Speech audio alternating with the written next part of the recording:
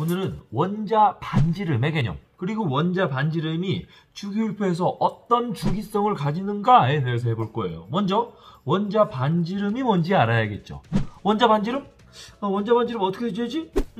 원자는 동그라니까 가운데부터 여기까지 길이를 재면 그게 원자 반지름이겠구나 라고 생각하면 안 되죠. 왜 안 될까요? 원자가 동그래요? 아니죠. 원자가 동그랗다, 원자가 구다라는 건 돌턴의 원자설의 개념이죠. 1800년대 개념이라고 했죠. 자그마치 200년도 전 개념. 이렇게 생각하면 안 돼요. 우리가 배웠죠? 뭐라고 배웠어요? 여기서 배웠죠? 현대 원자는 전자가 파동 형태로 퍼져 있는, 그래서 우리가 전자가 존재할 가능성이 있는 것을 점으로 찍어서 구름처럼 표현한 전자 구름 모형, 오비탈 모형으로 표현하는 게 바로 현대의 원자다. 우리가 알고 있는 원자의 실제 모습은 오히려 이런 구름에 더 가깝다라는 거죠. 그러면 이제 반지름을 재기 어렵다는 게 이해가 가요. 그쵸? 구름이란 말이죠. 어디까지가 끝인지를 확실히 정할 수가 없어요. 그럼 원자 반지름 어떻게 정할까? 그래서 과학자들은 얘기했죠. 우리 원자 단독 원자의 반지름을 정하는 건 어려우니 우리 얘를 결합시킬까? 그래서 동핵 이원자 분자, 즉 동일한 두 원자를 결합시키면, 두 원자가 결합해 수소랑 수소가 결합하거나 산소와 산소가 결합하면 이 결합한 상태에서 두 원자의 핵과 핵 사이의 거리의 절반, 요걸 원자의 반지름으로 하자라고 합의를 본 거예요. 이 방식 말고도 원자의 반지름을 재는 여러 가지 방식이 있는데 우리는 그냥 이 방식으로 잰 반지름을 교과서에 수록하고 이 반지름의 경향성, 바로 주기성을 알아본다는 거죠. 아시겠죠? 그런 방식으로 잰 반지름은 실제 원자의 반지름이라고 말하기도 뭐하지만 실제 원자가 가진 크기보다 현저하게 작아요. 왜냐하면 두 원자가 결합하면서 겹치는 부분을 빼고 재는 거니까요.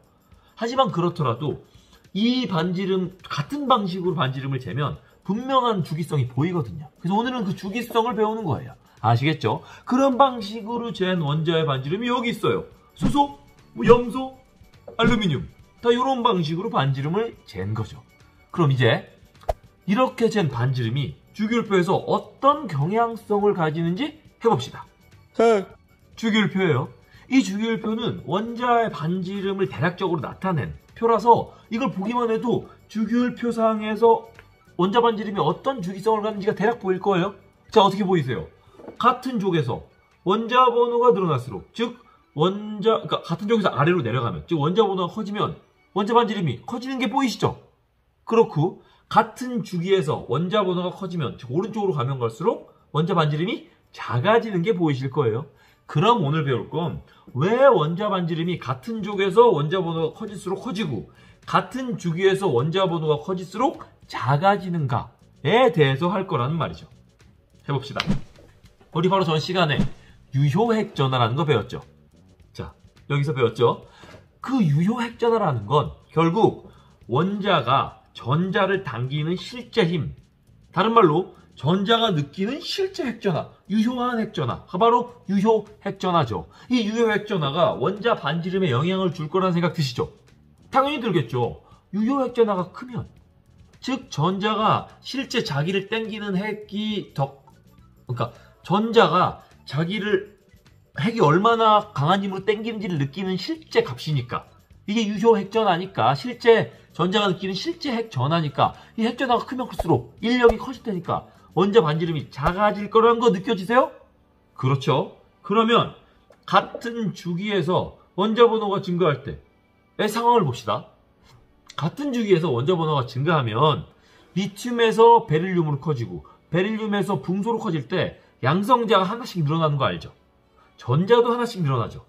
그런데 바로 이 전 영상에서 뭐라고 했냐면 양성자가 늘어나는 건 유효핵 전화를 크게 만드는 요인이다. 왜냐면 양성자가 많아지면 전자를 더 세게 당길 테니까, 세게 당긴다는 건 유효핵 전화가 커진다는 거죠. 그래서 양성자의 증가는 유효핵 전화의 증가 요인이다. 전자의 증가는 유효핵 전화의 감소 요인이다 라고 말했죠. 전자가 증가하면 전자 간의 반발력이 커져서 유효핵 전화가 감소한다 라고 표현하기도 하지만, 전자가 증가하면 그 증가한 전자가 나머지 전자들을 딱 가려막죠. 핵으로부터 인력을 가로막잖아요. 이게 바로 가려막기 효과 또는 가리움 효과라 그랬죠. 그래서 전자의 증가는 유효핵전화를 감소시키는 요인이에요. 그러면 지난 영상에서 얘기했듯이 양성자가 증가하고 전자가 증가해. 같은 수로 증가해요. 그럼 결과적으로 유효핵전화를 증가시키는 요인인 핵전화의 증가와 유효핵전화를 감소시키는 요인인 전자수의 증가 중에 뭐가 더 큰 요인이라고 결론 지었냐면 양성자의 증가가 그래서 핵전화를 증가시키는 요인이 더 크다. 유효핵전화를 증가시키는 게 더 큰 요인이다 라고 결론 지었죠. 말을 되게 길고 복잡하게 했지만 실은 아무것도 아니에요. 결론은 같은 주기에서 원자보다가 커지면 오른쪽으로 가면 양성자 수 증가와 전자 증가 때문에 유효핵전화가 커지고 작아지는 요인이 동시에 발생하는데 그 중에 뭐가 더 큰 요인이냐? 바로 양성자 증가에 의한 핵전화 증가, 양성자 증가에 의한, 말 버벅대. 양성자 증가에 의한 유효핵전화 증가가 더 큰 요인이다. 결과적으로 같은 주기에서 원자번호가 커지면 유효핵전화가 커진다. 라는 거. 그러면 유효핵전화가 커진다는 건 전자를 더 세게 잡아당긴다는 거니까 같은 주기에서 원자번호가 커지면 유효핵전화가 커지니까 세게 잡아당겨서 원자 반지름이 작아지겠네 라고 생각할 수 있죠. 어렵지 않죠, 이 생각은. 되게 단순한 생각이에요. 완전 그냥 쉽게만 얘기하면 같은 주기에서 원자번호가 커지면 유효핵전화가 커지니까 반지름은 작아진다. 왜? 세게 잡아당기니까 전자가 더 가까이 끌려온다. 그래서 작아진다. 라는 그런 얘기라고요. 어려운 얘기가 아니에요. 되게 단순한 얘기죠. 다만 같은 주기에서 유효핵전화가 왜 커지는지에 대한 과정은 조금 이해가 필요한 거죠. 뭐가 더 큰 요인이라서요? 양성자의 증가가 전자의 증가보다 큰 요인이라서. 이렇게 되는 거죠. 어렵지 않아요.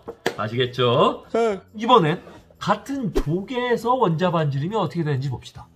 같은 족에서 리튬, 나트륨, 칼륨을 보면 리튬보다 나트륨이 양성자수가 자그마치 8개나 많고 전자수도 8개나 많아요. 좀 전처럼 생각하면 양성자가 8개 늘어났어. 전자도 8개 늘어났어. 서로 반대되는 영향이야, 유효핵전화에. 그럼 뭐가 더 큰 영향이야? 그렇지, 양성자가 더 큰 영향이야. 그러면 나트륨이 리튬보다 더 사이즈가 원자 반지름이 작아야겠네? 라고 생각할 수 있겠죠? 하지만 여기엔 한 가지 요인이 더 있어요. 뭐가 있냐? 리튬은 전자가 들어있는 전자 껍질이 몇 개죠? 그렇죠, 2개죠. 그래서 2주기에 있는 거죠. 나트륨은 전자가 들어있는 전자 껍질이 몇 개죠? 3개! 그러니까 3주기죠.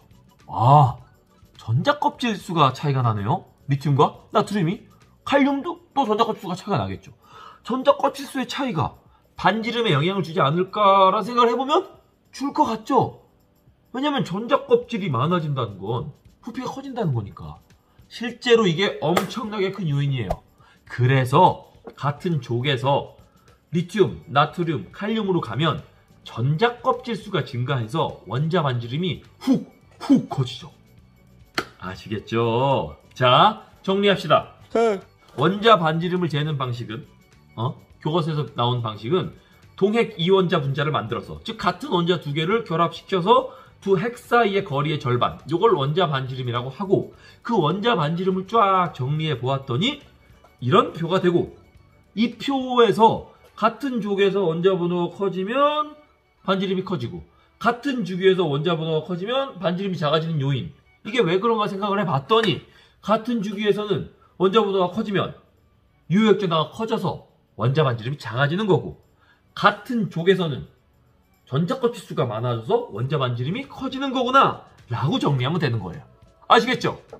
안녕.